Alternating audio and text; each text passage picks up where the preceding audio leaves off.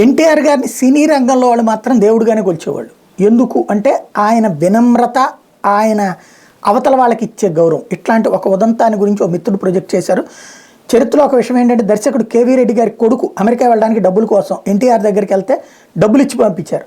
1971లో KV Reddy గారికి ఆరోగ్యం బాగాలేదని పరామర్శించడానికి వెళ్ళిన అన్న ఎన్టీఆర్ కేవీ రెడ్డి గారిని చూసి చెలించిపోయి, ఓ సినిమా శ్రీకృష్ణ సత్య నా బ్యానర్లో తీద్దాం, మీరు దర్శకత్వం వహించండి అని అడగ్గా, నేను చేయలేనని కేవీ రెడ్డి గారు అంటే, మీరేమి చేయొద్దు, సెట్లో వచ్చి కూర్చొని నేను దర్శకత్వం చేస్తాను, కానీ దర్శకుడిగా మీ పేరేస్తానని ప్రతిరోజు ఆయనకి కారు పంపి ఆయన రాగానే ఆయనకి నమస్కరించి షూటింగ్ మొదలుపెట్టేవాడు. సినిమా అయిపోయాక కొంత డబ్బు తీసుకెళ్లి కేవీ రెడ్డి గారి చేతిలో పెడితే ఆయన, ఇందులో నేనేం చేయలేదు కదా,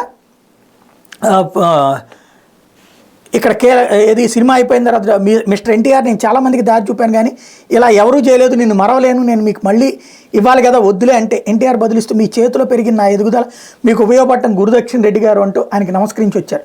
ఇది యథార్థంగా జరిగిన సంగతి. ఇందుకు శ్రీనారాయణ రెడ్డి గారి సాక్ష్యం ఆయన ఆత్మకథలోనే చెప్పారు.